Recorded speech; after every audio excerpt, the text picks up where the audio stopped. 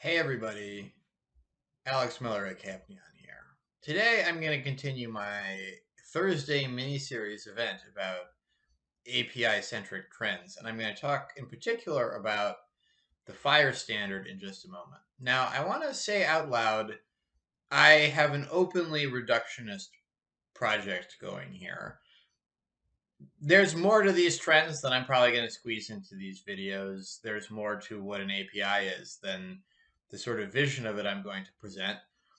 And I'm quite openly suggesting here's an 80-20 rule of you can understand a lot of what's going on with the sort of picture I'm going to present here, and I recommend you doing so. I think a lot of the literature on this stuff is a little bit obfuscatory, and the way I'm going to present things here will give you the right idea about why are we doing this and why do we care. Okay, so FHIR is the Fast Healthcare Interoperability Resource. I'm just saying that because I feel obligated, and what is it really? So first off, I'm going to return to my API definition as an API is like a really boring web page where it just dumps some data on the screen. You can pass it some parameters in the URL, and this is a nice way for a developer to query a database so they can build an application. And businesses are interested in this because they would like developers to build applications. This kind of standardization and web native format is a way to make it easy for them, and then hopefully they'll do it, versus maybe every hospital has a different database backend. And if you ask people to know every different database backend to build your application, you're in for some tough sledding. So let me get started. I'm just going to go to Google right now, and I want to just show you some stuff you've probably seen maybe every day of your life that fits my narrative pretty well. Now, real quick, I'd like to show you something about the most familiar of websites. So let's say I went to Google's search portal, which I imagine everybody has seen before, and I'm hungry, so I want to eat pizza.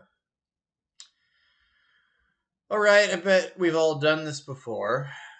I'm going to show you a weird, different way you could do it, and it's important for our conversations about APIs. So I'm going to go up here to my URL, and I just happen to notice when I search for pizza, I'm still at the URL www.google.com, but then I picked up this search question mark. Oh, and hey, like, what's up? I see my search query here after this Q. I've got a young daughter and I watch a lot of PBS Kids these days. Q might be for query or question or one of these words. What if I changed my mind about what I wanted to eat and I did sandwiches here? I get exactly the same result as if I had searched for sandwiches. And this is a really common thing on the web. And this is an example of an API. It's passing information via some addendums to the URL. And then that's getting turned into a query on some database somewhere that's sending me HTML describing information about what I was asking about.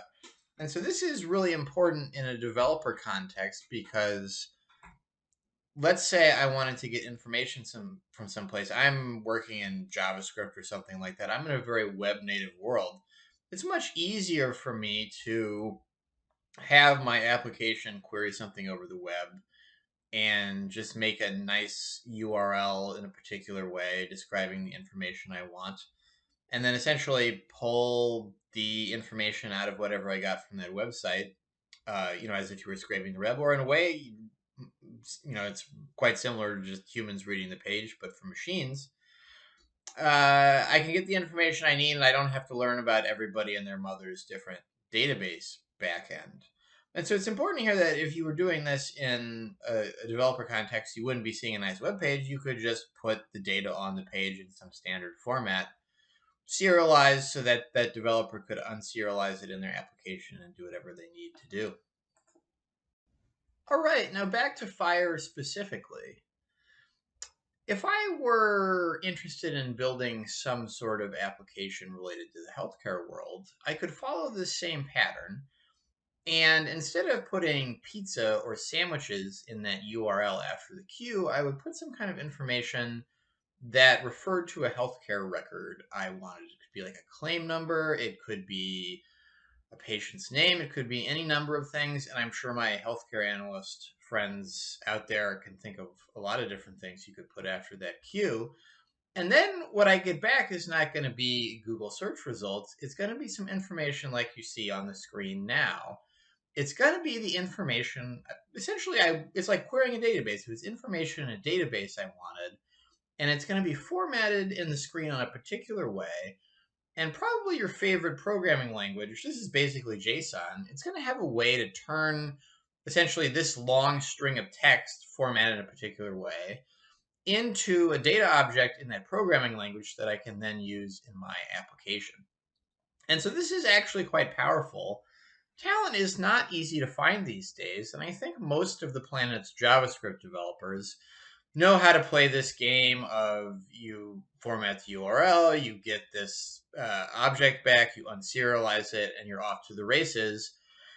Versus trying to find somebody for every different database backend is an expensive, slow, possibly doomed proposition. And so once again, the game here is there's a very standard web native way to do things. You minimize the spectrum of skills you need in people. You make it easy for developers to build things on top of this very standard architecture. And then what everybody's hoping is that developers appear and do it and build some cool apps that help drive business and monetize various sources of data across these different trends I'm going to talk about in the mini series that people think need to get out there.